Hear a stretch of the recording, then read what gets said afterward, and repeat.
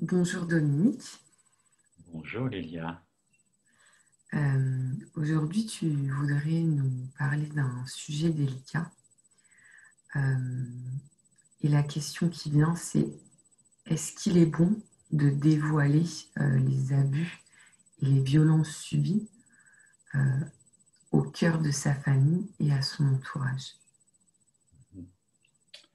Oui, alors c'est une question qui, pour moi, me touche beaucoup parce que dans mon travail de thérapeute, c'est quasiment une question qui émerge au quotidien, une pratique, tellement il y a eu d'abus de toutes sortes. Alors, évidemment, le point central médiatique le plus, c'est celui de l'abus sexuel et de l'abus sexuel sur les femmes. Il y a aussi les violences physiques qui sont finalement de nature proche de la violence sexuelle, parce que c'est une atteinte à son intégrité corporelle.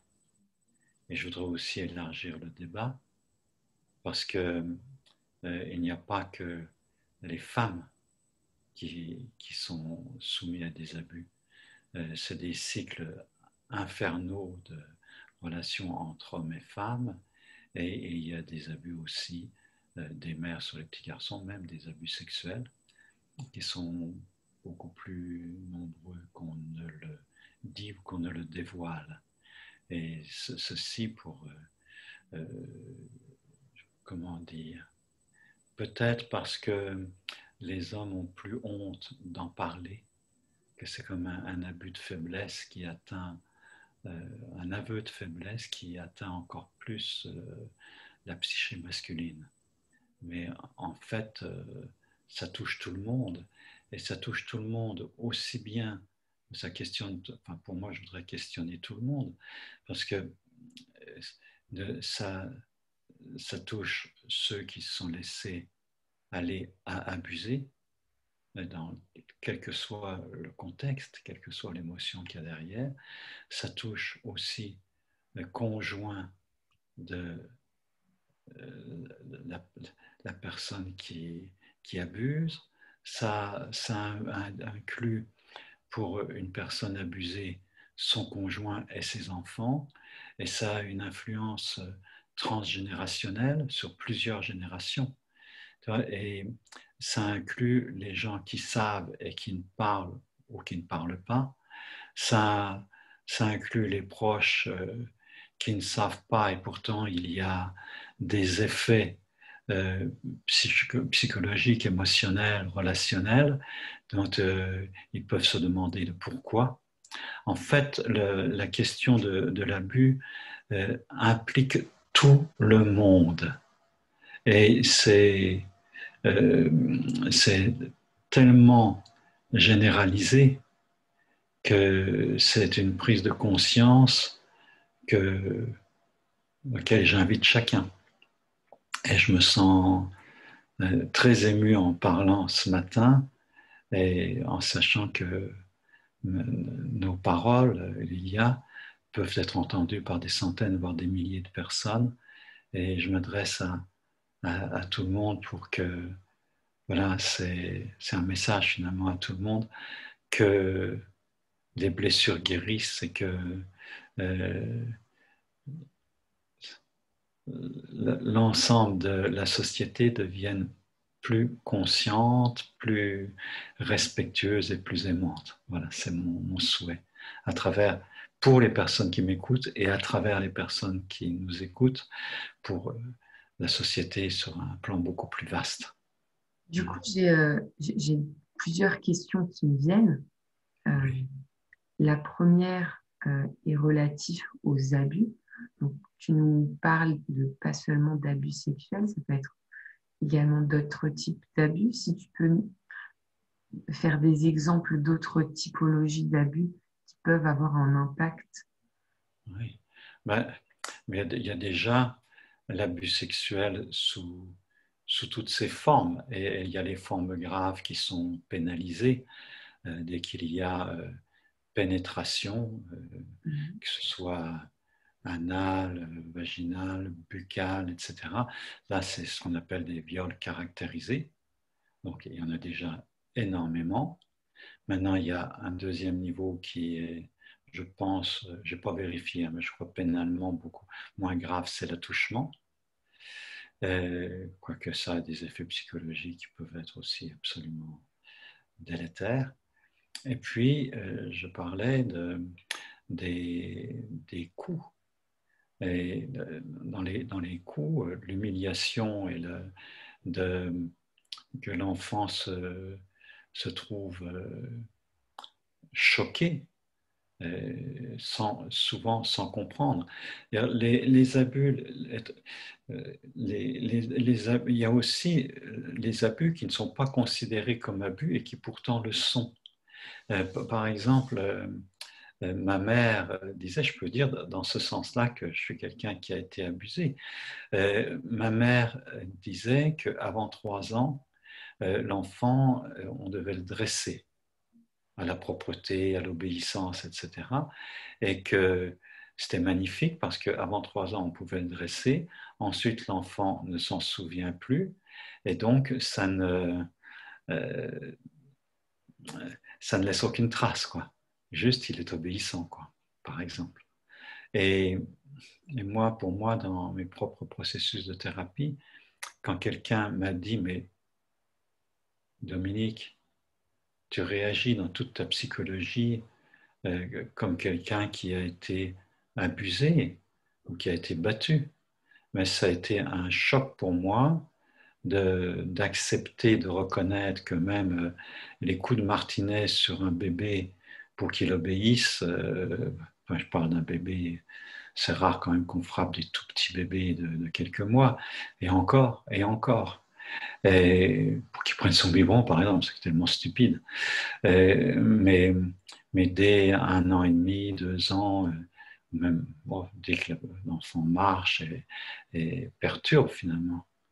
Tu vois, et à ce moment-là, ça m'a aidé à comprendre combien la peur faisait partie de ma vie sans que je le comprenne.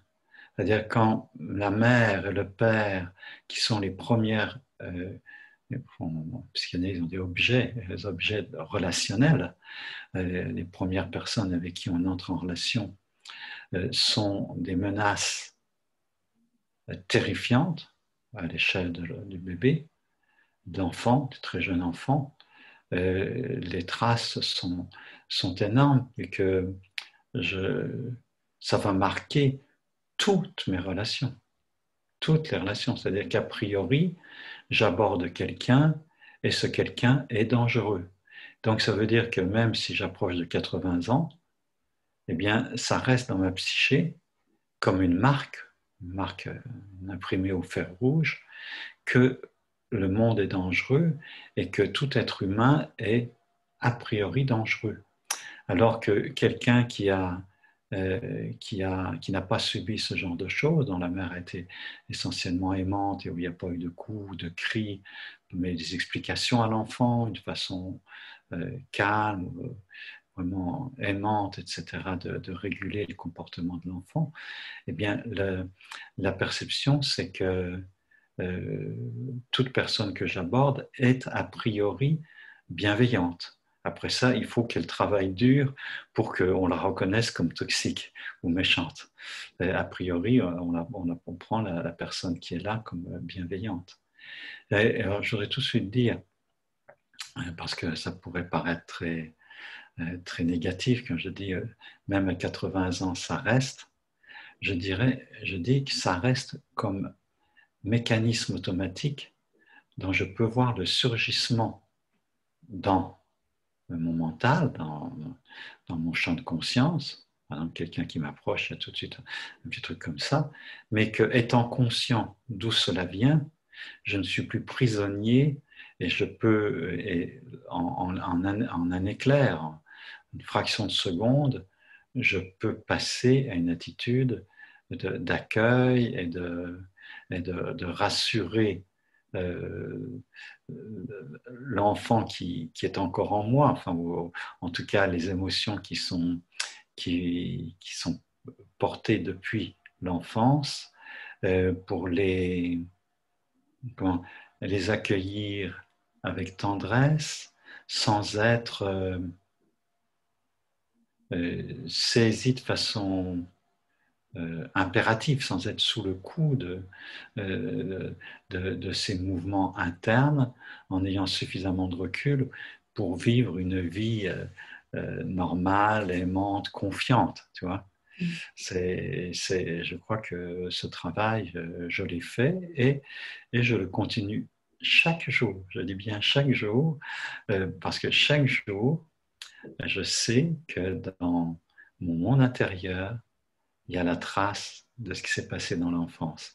Et je sais, par mon métier de psychothérapeute, que c'est vrai pour tout le monde. Et c'est vrai pour en particulier dans notre société, pour les femmes qui ont été abusées dans l'enfance d'une façon ou d'une autre. Ça peut être aussi verbal, hein, purement verbal. Il y a des insultes ou des cris qui blessent aussi énormément. Je mettrais quand même un niveau de gravité par rapport à l'abus direct, mais un climat d'abus verbaux où on traite ces enfants comme des chiens ou des chiennes et qu'on les humilie, etc., euh, ça peut être à la longue tout aussi délétère quand c'est jour après jour, année après année. Et ça me fait penser même à quelque chose de complètement qui paraît pas de l'abus, mais qui sont quand même des abus de langage qui ont un impact. C'est j'avais un client qui me disait que quand il parlait de son fils, et qu'il disait ce petit con, je l'aime beaucoup. Et quand il parlait à son fils, il disait toi mon petit crétin, voilà, tu vois, et viens ici que je te montre quelque chose. Tu vois.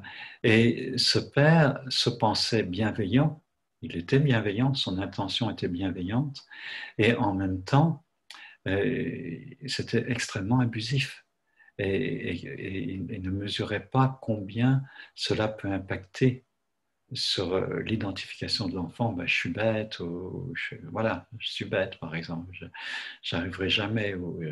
Tu vois, et ça, ça met le doigt sur la violence et l'abus éducatif au quotidien qui est beaucoup plus difficile à discerner parce qu'il est pris dans un conditionnement, c'est-à-dire une façon d'être avec les enfants.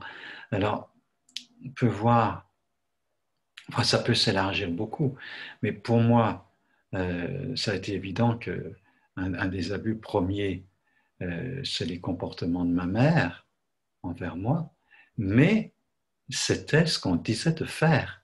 C'était ce que euh, les pédagogues, les médecins disaient de faire. Et ça réfère à ce qu'on appelle la pédagogie noire, c'est-à-dire une pédagogie qui a ses racines dans, je sais pas quoi, dans le monde chrétien, dans le monde religieux, dans la culpabilité, mais qui s'est beaucoup développée au XIXe siècle et dans la première moitié du XXe siècle, où les violences étaient vraiment la, la, même il y a des traités, enfin des livres de pédagogie de comment punir l'enfant, comment l'attacher pour qu'il ne se masturbe pas, le mettre au lit avec quasiment des menottes, enfin les mains attachées, tu vois, pour qu'il ne puisse pas toucher son sexe, etc. Des aberrations aussi fortes que ça et qui en ont rendu plus d'un complètement malade. Et maintenant, ces abus euh, euh, continuent d'une façon ou d'une autre dans des couches de la société et pas seulement dans les couches, on pourrait dire, moins cultivées, moins culturellement chanceuses, je dirais. Voilà, ça se déroule à tous les niveaux. Et du coup, par rapport à ces abus, on parlait de les dévoiler. Et la question qui me vient, c'est comment faire pour les dévoiler en tant que personne abusée, par rapport aussi bien à son entourage, donc indépendamment de d'où est venu l'abus, et de ne pas se sentir coupable après, s'il y a beaucoup de temps qui est passé, de justement remuer entre guillemets le couteau dans la plaie et d'avoir cette peur de déranger, renvoyer euh, à une douleur et à une souffrance qui est très forte. Et en même temps, ce besoin peut-être de le dire, et peut-être que tu peux me dire pourquoi c'est Oui, important de le dévoiler. oui, alors il ne s'agit pas seulement de pousser les personnes à parler et point barre. Tu vois, c'est beaucoup plus complexe que ça. D'abord, il y a la reconnaissance à soi-même qui a eu abus. Et c'est déjà, ça, c'est déjà un sujet à part entière. Tu vois, il y a des associations, en particulier des associations anti-sectes, qui, qui luttent contre cela en, en affirmant ou en mettant en exergue ce qu'ils appellent les faux souvenirs induits. Donc, ils disent que dans le contexte actuel, les abus, il n'y en a quasiment pas, et que ce sont des souvenirs que les méchants psychothérapeutes induisent chez leurs clients et que ça en fait un pataclès et que ça brise les familles et que c'est anti-famille. Tu vois. Donc des associations de défense de la famille comme l'UNATFI ou d'autres mettent en valeur ce concept de faux souvenirs induits. Et, et alors, en plus de ça, il y a que beaucoup de personnes ont occulté des souvenirs et qui remontent à un moment donné, à l'occasion d'un événement ou d'un acte sexuel ou quelque chose comme ça. Alors, pour moi, c'est important de relativiser tant que quelqu'un a des remontées comme ça sans être sûr, eh bien, c'est sûr de ne pas pousser à révéler, à accuser à tort et à travers. Et il peut y avoir des personnes qui utilisent des images qui remontent comme si c'était vrai pour détruire, pour aller agresser des membres de la famille. Tu vois. Bon, on peut se poser d'ailleurs de toute façon s'il y a envie d'agresser les membres de la famille, pourquoi il y a cette envie. Mais c'est aussi d'en parler à un premier temps, c'est de vérifier, de questionner, d'essayer de comprendre, est-ce que c'est vrai, est-ce que c'est un fantasme, tu vois, et il y a tellement il y a des fantasmes qui circulent d'une personne à l'autre, d'inconscient à inconscient. Donc la réalité de l'abus est, ça ne veut pas dire que quelqu'un qui a des remontées qu'on ne peut pas prouver, qu'il ne faut pas en prendre soin, même comme une hypothèse de toute façon, et aussi comme impact que peuvent avoir de cette sorte d'image et le sens que ça a. Et d'en parler déjà avec ses proches, avec les personnes avec qui on se sent confiance, peut permettre de, de clarifier beaucoup la situation. Et, et ensuite, la première chose, c'est de se clarifier à soi-même. D'accord, donc ce serait possible en cas pour les abus non avérés, dans le sens où on ne s'en rappelle pas clairement, mais juste des peurs d'abus ou des peurs. Est-ce que ça pourrait être, par exemple, un effet d'un abus qui a été fait à nos parents, à nos grands-parents, à quelqu'un de la famille ou un entourage très proche, et dont on a récupéré la peur en direct et qui impacte Exactement. aussi notre vie. Oui, alors c'est là, exactement. C'est que des personnes, moi ça arrive dans ma clientèle, hein, c'est des personnes qui n'ont pas subi directement d'abus sexuels et qui ont pourtant des peurs au niveau de la rencontre avec un partenaire, qu'il soit homme ou femme, aussi bien pour femmes, même si c'est plus fréquent pour les femmes, eh bien, de questionner peut révéler justement et amener la mère ou le père à parler des abus subis dans l'enfance ou des abus subis dans les relations amoureuses. Parce qu'à ce moment-là, ça peut être des abus faits par un beau-père sur la mère et un abus fait par le père même des enfants sur la mère. Tu vois. Et dans ce cas-là, euh, l'hypothèse de travail, c'est que, enfin, le travail de psychothérapie, c'est que d'en parler permet de soulever des secrets de famille qui sont pesants et qui impactent le, j'allais dire jour après jour euh, la vie des enfants et même des petits enfants en termes de peur panique, en termes de mal-être, de malaise. Enfin, c'est comme si les syndromes de stress post-traumatique incluaient plusieurs générations, tu vois, avaient un impact sur plusieurs générations.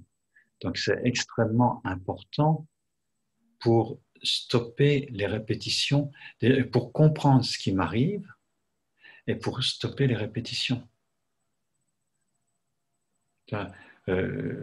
Si je regarde dans ma propre expérience, je porte, c'est une forme d'abus, mais ça devient beaucoup plus large comme concept, mais je porte la mort de mon grand-père à la guerre de 1914-18, tu vois. Et des choses encore antérieures de mon arrière-grand-père. Donc c'est vrai pour les terreurs dues aux guerres et c'est vrai pour les terreurs dues à la violence sexuelle. Tu voulais me poser quelque chose? Je voulais savoir très rapidement comment ça se fait qu'on récupère ces mémoires dans notre corps. Alors, il y a deux questions. C'est qu'on récupère ces mémoires et comment on les récupère dans notre corps. Enfin, c'est deux sujets à part entière. Alors, déjà, c'est de considérer qu'une famille, il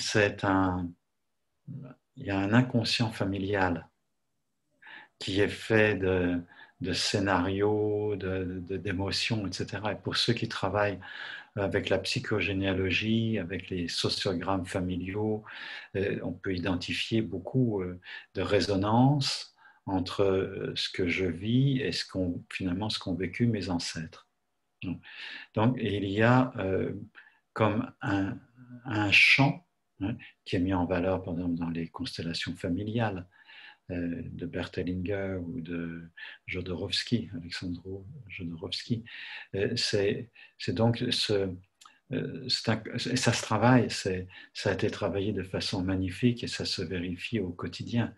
C'est-à-dire que vraiment, nous portons ces schémas à l'intérieur de nous. Et pour répondre à la deuxième partie de ta question, oui, nous ne sommes pas juste un esprit, et notre inconscient est inscrit dans notre corps. Et cela, on le sait depuis des millénaires. Par exemple, le concept du corps énergétique, le concept même de méditation, les traces inconsciente qui empêche d'être complètement soi-même, c'est déjà signalé par des gens comme Ramana Maharshi ou qui fait référence au Veda, à des sagesses plusieurs fois millénaires. Tu vois. Donc nous ne sommes pas un pur esprit, nous sommes incarnés, et notre corps fait partie de, de la vie spirituelle, voilà, et de la vie psychologique. Donc, c'est tout le temps ce qui se passe au niveau psychique, et ce qui se passe au niveau psychique de l'inconscient familial va impacter. Et c'est dans l'inconscient familial, plus ça impacte. Et plus c'est dévoilé, plus nous avons du recul et nous pouvons mieux vivre en sachant pourquoi à l'intérieur de nous il y a telle image, telle chose qui remonte. Par rapport à ce fait de dévoiler, moi la question qui me vient, c'est comment faire dans le sens où donc si l'abus a été donc avéré, enfin je veux dire c'est vraiment quelque chose qu'on a vécu et dont on se souvient, comment on le dévoile par exemple à ses enfants, que c'est une personne peut-être qu'elles ont toujours connue, ou à son entourage, parce que je me dis c'est quand même très délicat, et ça crée un effet aussi ricochet qui impacte beaucoup de monde. Donc c'est une libération, mais c'est aussi un impact. Donc comment gérer tout ça et ne pas porter cette révélation aussi tout seul? Alors, il ne s'agit pas de révéler brutalement n'importe comment. Hein. Donc, c'est quelque chose d'extrêmement nuançable, je dirais. Déjà, pour révéler, ça demande pour la personne beaucoup de courage. Parce que il y a souvent des sentiments de honte et comme de prise de responsabilité. Et que d'ailleurs, l'abuseur peut lui-même induire, comme je me rappelle du père qui dit à ses fils, c'est de votre faute, si vous stimulez mes passions, vous stimulez mes désirs en vous montrant toute nue avec moi dans le bain, ou des choses comme ça. Tu vois. Je me rappelle même à l'extrême, c'est un père, et ça c'est des faits réels, hein. Des faits réels, c'est pas des souvenirs induits, parce que à cet âge-là, les personnes, il y a plusieurs personnes impliquées, il y a au moins deux personnes en plus du père, les deux filles, et c'est tellement aberrant. C'est les petites filles qui ont 11-12 ans font de la balançoire, et ils ont une petite robe, et la robe se soulève quand tu passes la balançoire. Le père sort de la maison, elle les traite de salopes, elle les frappe. Premier abus. Le lendemain, le père drogue ses deux petites filles et elle les abuse sexuellement. Donc là, alors ça c'est quand il y a violence, mais il peut y avoir aussi abus avec entre guillemets tendresse. Et je vois les paroles de ce père qui était venu en thérapie parce qu'il voulait comprendre ce qu'il avait fait, qui me dit mais je ne comprends pas. Elle avait du plaisir. On s'est retrouvés, ma femme était partie, etc. C'est tout seul avec elle, et puis, eh bien, elle venait dormir contre moi, et puis petit à petit, on s'est fait des caresses, des bisous, et puis finalement, on a fait l'amour. Elle avait 14 ans, elle avait du plaisir. On a fait l'amour comme ça pendant plusieurs années, mais c'était tellement bon. Qu'est-ce qu'il y a de mal? Et pourquoi ma fille maintenant me traîne en justice, tu vois?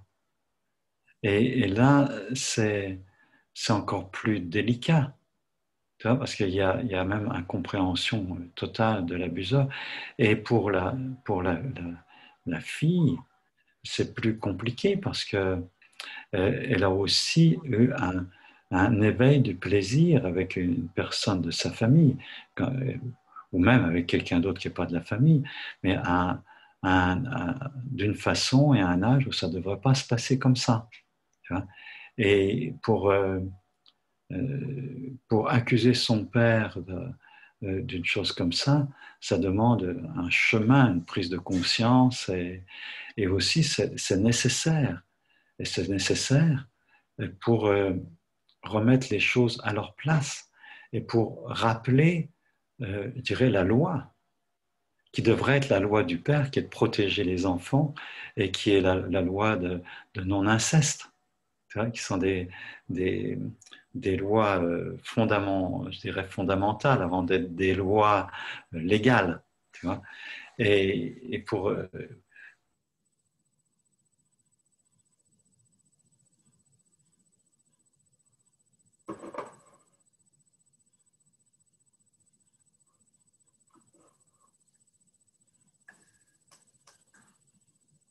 inconscient, et, et de plaider coupable pour aider sa fille, parce qu'il aime sa fille. Donc, mais en même temps, c'est nécessaire de dévoiler, et que c'était nécessaire que cette femme révèle ce qui s'est passé avec son père, et même porte plainte, pour qu'il y ait un choc salutaire, et pour que l'homme puisse se rendre compte de ce qu'il avait fait, et pour que dans son milieu, ça ne se répète pas, tu vois, pour une prise de conscience. Donc, il y a tellement d'aspects là-dedans. Il y a un aspect pour la guérison de la personne qui a été abusée, de se clarifier, de dire, de questionner l'entourage. Il y a de multiples questions, mais maman, tu savais que papa, il venait dormir avec moi, pourquoi n'as-tu rien dit? Pourquoi n'as-tu rien fait? Mais j'avais peur de lui. Tu vois. Et c'est pas pour excuser, mais il y a aussi des mères qui sont même complices. J'envoie ma fille, ou je l'envoie dormir avec ma fille, comme ça il me fout la paix et il ne m'impose pas sa sexualité, il décharge sur ma fille. Mais ça, la mère est au moins aussi coupable que le père, tu vois, aussi responsable et coupable. Alors, et de comprendre les tenants et aboutissants dans la psychologie de ses parents et de leur maladie, finalement, c'est des gens malades. Pour abuser un enfant, c'est une immaturité telle que c'est malade. Tu vois. Et il y a comprendre les mécanismes pour pouvoir les traiter, ce qui n'excuse pas, ce qui ne légitime pas les faits, bien au contraire, ce qui permet de comprendre comment c'est possible, mais qui nécessite tout autant qu'il y ait un rappel de la loi et sanction. Et dans le meilleur des cas, la justice, c'est ça que ça doit faire. C'est-à-dire, c'est de ramener la loi du Père, les lois fondamentales de la vie et de la famille, pour remettre les choses en ordre. C'est remettre de l'ordre. J'ai une question. Dans le cas où on ne se sent pas en fait de porter l'affaire devant la justice, parce que voilà, on sait que ça va être long, ça peut être compliqué, euh, et qu'on ne se sent pas aussi peut-être d'affronter euh, la personne qui nous a abusé ou que c'est pas possible de le faire. euh, Quelle peut être une démarche alternative pour quand même guérir nous et en même temps protéger, j'ai envie de dire, le protéger dans le sens où protéger les générations futures de ces abus. Oui, pour moi, une des choses déjà, ça demande un processus de maturité pour une personne de décider de porter plainte, et que c'est un pas énorme qui peut être extrêmement salutaire quand je décide de porter plainte. Et là je dirais, c'est comme une affirmation générale, mais ensuite, moi, si j'accompagne quelqu'un, quand j'accompagne quelqu'un là-dedans, c'est de voir tous les tenants et aboutissants, tu vois, et de la fragilité des uns et des autres. Mais mon expérience, c'est quand même que dans les 9/10 des cas, ce qui rend tout le monde plus solide, c'est de savoir. Oui. Maintenant, une chose dans le processus, comme je dis, ben, c'est en parlant avec les personnes impliquées qui ne sont pas le responsable, enfin, l'acteur de l'abus, c'est de trouver des alliés. Si j'ai du mal à parler à mon père qui a été abuseur, enfin, c'est ou un oncle ou quelqu'un proche de la famille ou un prof, etc.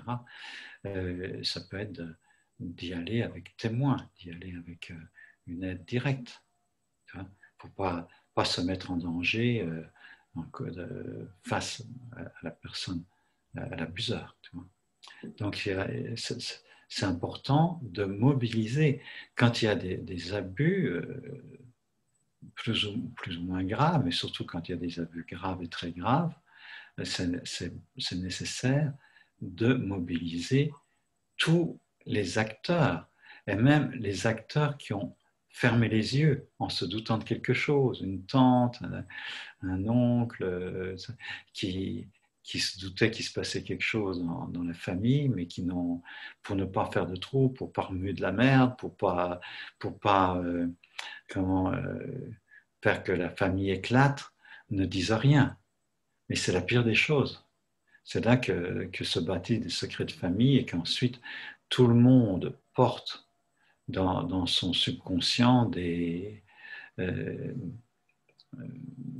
des scénarios, des drames intérieurs et des difficultés de vivre surtout. Et au bout du compte, ce qui est affecté, c'est sa capacité à être en relation amoureuse, à bâtir un couple stable, à comprendre les émotions qui émergent quand je suis avec un ou une partenaire.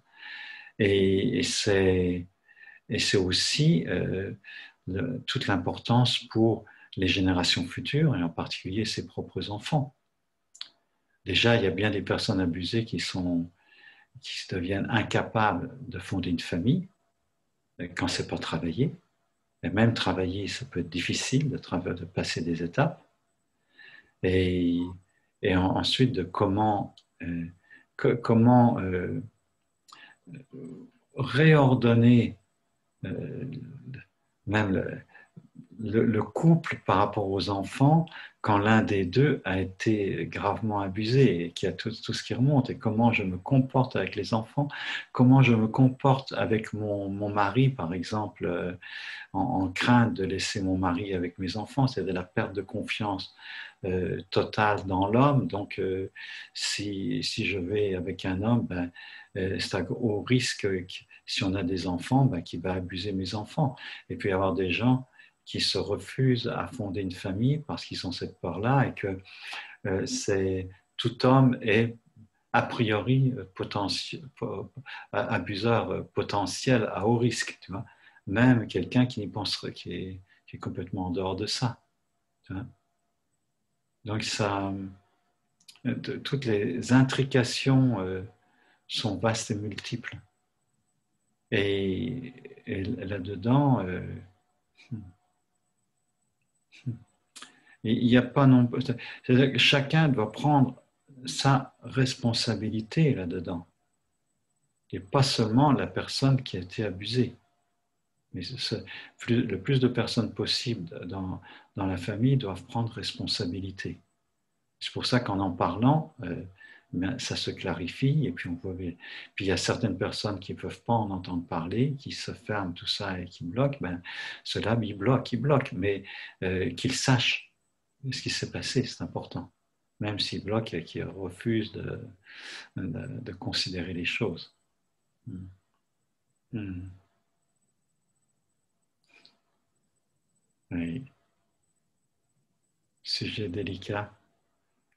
C'est un vaste sujet, surtout à traiter, et ça touche tellement de personnes. Oui, tu vois, pour terminer là-dessus encore, la personne qui parle doit même assumer que la personne coupable ou une autre personne de la famille qui a fermé les yeux se suicide. C'est d'être conscient des impacts les plus extrêmes sur la psychologie, le monde émotionnel de quelqu'un. Et c'est pour ça qu'il faut avancer pas à pas, mais en acceptant, quand vraiment il y a abus déclaré, en acceptant les conséquences. Et aussi, c'est un autre chapitre, c'est d'être conscient aussi que d'accuser faussement quelqu'un est quelque chose de courant. Parce que accuser quelqu'un d'abus sexuel, de mauvaise conduite sexuelle, c'est aussi une arme, même politique, que les gens peuvent s'envoyer à la figure. Et il peut y avoir de fait, il peut y avoir des faits, mais il y a aussi, je me rappelle d'une femme qui vient voir son thérapeute avec sa fille adolescente, qui vient voir un thérapeute, ce n'était pas son thérapeute, qui vient voir une psychologue clinicienne et qui lui dit, voilà, ma fille a été abusée par son père, qu'est-ce qu'il faut faire, etc. Et comme cette